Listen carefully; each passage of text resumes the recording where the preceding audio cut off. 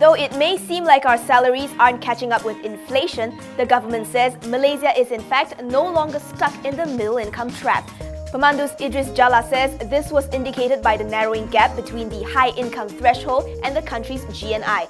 According to Pemandu's stats, Malaysia's GNI stood at $10,570 per capita last year, an improvement over the $8,280 per capita in 2010. This means we are now 15% short of meeting the high-income economy benchmark.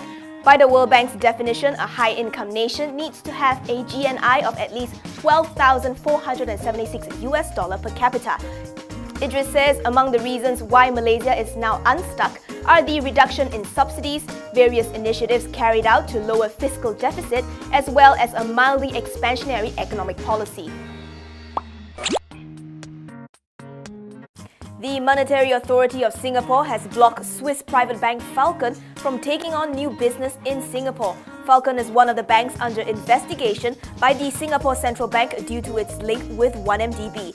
According to a Swiss newspaper, Falcon may have breached anti-money laundering rules in handling transactions linked to the Malaysian State Fund. The Daily didn't mention if other Swiss banks also face similar obstruction. Falcon is actually owned by Abu Dhabi-based iPick. Both Falcon and MAS have declined to respond on the matter.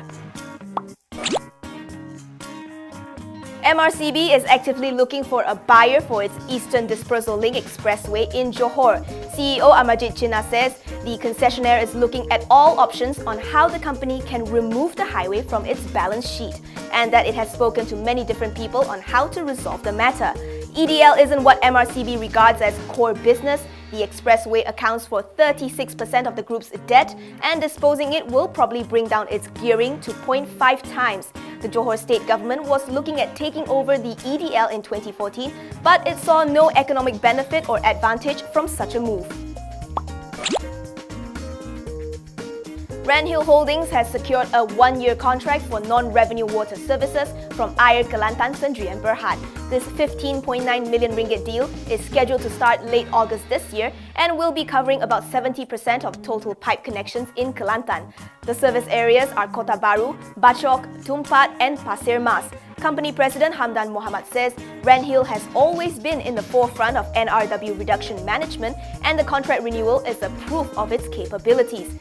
He adds that since Renhill's involvement in 2013, the state has cut down its water wastage level from 56% to 47%. That's saving of 40 million litres daily or 17.3 million ringgit per year. Now with this new contract, Renhill expects wastage to reduce by another 5.8% or 12 million ringgit per year for the state's water operator.